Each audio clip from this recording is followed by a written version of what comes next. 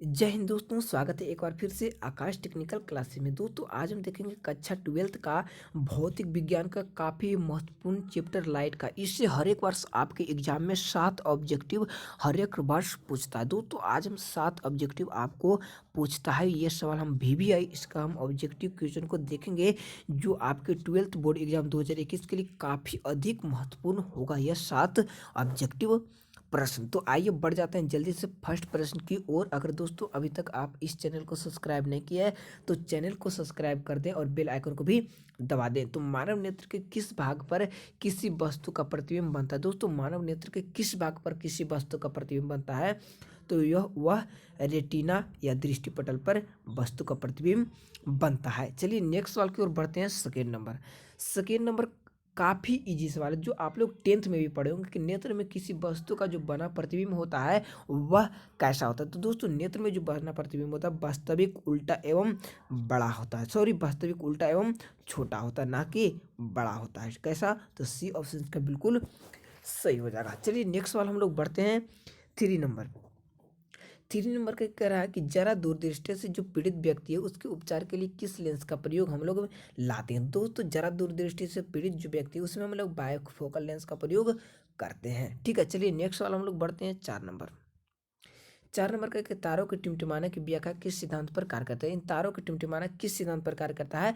तो प्रकाश के अपवर्तन के सिद्धांत पर तारों के टिमटिमाना कार्य करता है। चलिए नेक्स्ट सवाल को बढ़ते हैं। 5 नंबर कह रहा है कि जो नेत्र निकट स्थित वस्तुओं को साफ नहीं देख पाता है उस नेत्र में होता है। दोस्तों निकट की वस्तुओं को साफ नहीं देख पाएगा उसमें दूरदृष्टि दोष होगा। और जो दूर की वस्तु को साफ नहीं देख पाएगा उसमें क्या होगा? तो निकट दृष्टि दोष होगा। ठीक है, चलिए नेक्स्ट सवाल हम लोग बढ़ जाते हैं 6 नंबर की ओर। और 6 नंबर आपके एग्जाम के लिए काफ़ी अधिक VVI सवाल है। कह रहा है सवाल कि श्वेत प्रकाश की किरण जब किसी प्रिज्म से, देखिए ये है आपका का प्रिज्म, और जब इससे हम लोग श्वेत प्रकाश गुजारेंगे जो सबसे अधिक विचलित होने वाला रंग है वह कौन सा है? तो हमारा बैगनी रंग सबसे अधिक विचलित होता है। चलिए नेक्स्ट सवाल हम लोग बढ़ते हैं 7 नंबर। और 7 नंबर कह रहा है कि अपने लेंस की अगर फोकस दूरी को बदल कर दूर या निकट की वस्तु को साफ साफ देख सकने के आँख के वह कौन सा गुण कहते हैं? दोस्तों जो आँख के अपने नेत्र को या फोकस को बदल कर साफ साफ वस्तु को देख लेता है उस गुण को हम लोग क्या कहते हैं? तो उसे असमंजन क्षमता कहते हैं। ठीक है, आगे सवाल देखते हैं हम लोग 8 नंबर की तरफ। 8 नंबर का है कि नेत्र लेंस की अगर फोकस दूरी अधिक हो जाए तो कौन सा दृष्टि दोष होगा? दोस्तों नेत्र लेंस का फोकस दूरी अगर बढ़ जाता है तो वह दूरदृष्टि दोष से पीड़ित हो जाता है। ठीक है, चलिए नेक्स्ट सवाल हम लोग बढ़ते हैं 9 नंबर की ओर। और 9 नंबर कह रहा है कि एक स्वस्थ मानव नेत्र के लिए निकट तथा दूर बिंदु क्रमशः होते हैं। दोस्तों एक स्वस्थ मानव शरीर में जो निकट और दूर बिंदु होता है वह कितना होता है? तो निकट बिंदु 25 सेंटीमीटर, और जबकि दूर बिंदु कितना हो? तो दूर बिंदु अनंत होता है। यानी डी ऑप्शन इसका बिल्कुल सही हो जाएगा। चलिए नेक्स्ट वाला हम लोग बढ़ते हैं 10 नंबर की ओर। और 10 नंबर कह रहा है कि नेत्र की असमंजन क्षमता कम हो जाने से उत्पन्न होता है। दोस्तों जब नेत्र की असमंजन क्षमता कम हो जाता है तो जो उत्पन्न दोष होता है वह कौन होता है? तो जरा दृष्टि दोष होता है। यानी सी ऑप्शन का बिल्कुल सही हो जाएगा। चलिए नेक्स्ट वाला हम लोग देखते हैं 11 नंबर की ओर। 11 में कह रहा है कि आप लोग का कि चंद्रमा पर खड़े अंतरिक्ष यात्री को आकाश प्रतीत होता है। दोस्तों चंद्रमा पर खड़े यात्री को जो आकाश दिखता है वह काला दिखाई देता है। ठीक है, काला दिखाई देगा। चलिए नेक्स्ट सवाल पढ़ते हैं हम लोग 12 नंबर। और 12 नंबर काफ़ी इजी सवाल है। देखिए 12 नंबर काफ़ी इजी सवाल है कि श्वेत रंग कितने रंगों के मेल से बनता है? दोस्तों श्वेत रंग आप लोग पहले ही पता होगा, श्वेत रंग 7 रंगों के मिलने से बनता है। ठीक है, चलिए नेक्स्ट वाला हम लोग बढ़ जाते हैं जल्दी से 13 नंबर की ओर।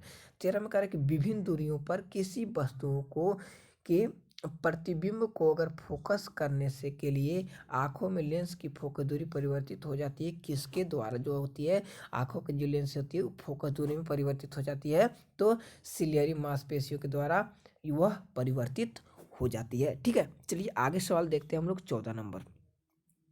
14 नंबर कह रहा है कि जो नेत्र दूर स्थित वस्तुओं को साफ यानी स्पष्ट नहीं देख पाता है उस नेत्र में होता है। जो दोस्तों नेत्र दूर की वस्तु को साफ नहीं देख पाता है उसमें निकट दृष्टि दोष होता है, जो कि हम पहले ही बता चुके हैं। चलिए नेक्स्ट सवाल बढ़ते हैं हम लोग 15 नंबर।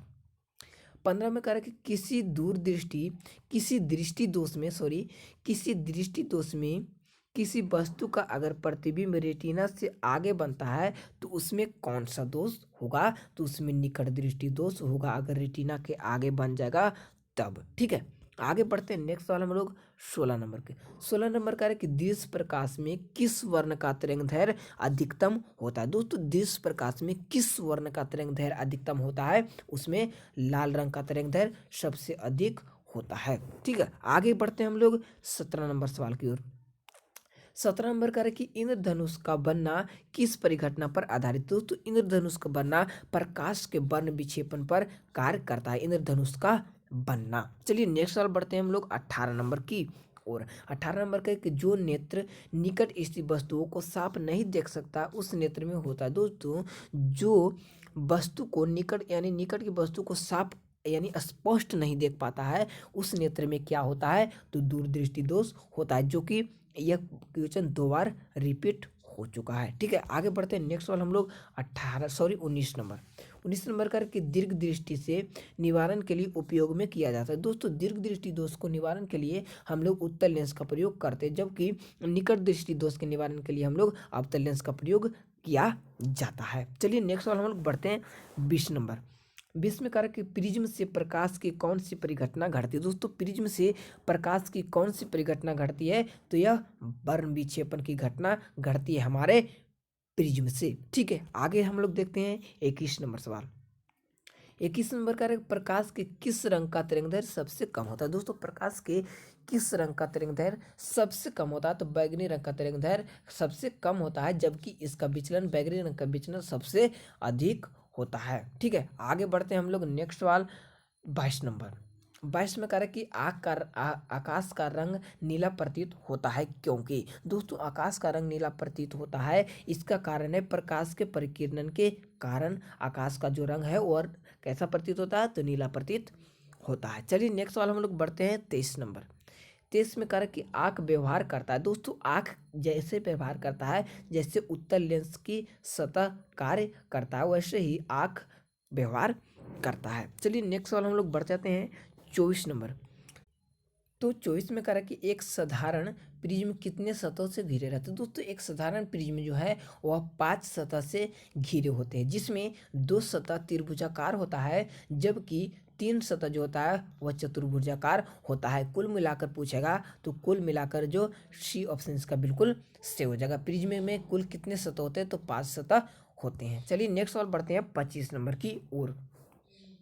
25 में कह रहा है कि यदि किसी वस्तु का प्रतिबिंब रेटिना के पीछे बनता है तो उस व्यक्ति में किस दृष्टि दोष से पीड़ित हो? दोस्तों अगर किसी वस्तु में यहाँ पर मान लीजिए यहाँ पे रेटिना है और इसके पीछे ही वस्तु प्रतिबिंब बना दिया तो उस जो व्यक्ति है उसमें पीड़ित जो दोष होगा वह किस प्रकार का होगा? तो दूरदृष्टि से दोष से पीड़ित होगा। ठीक है, आगे सवाल देखते हैं हम लोग 26 नंबर।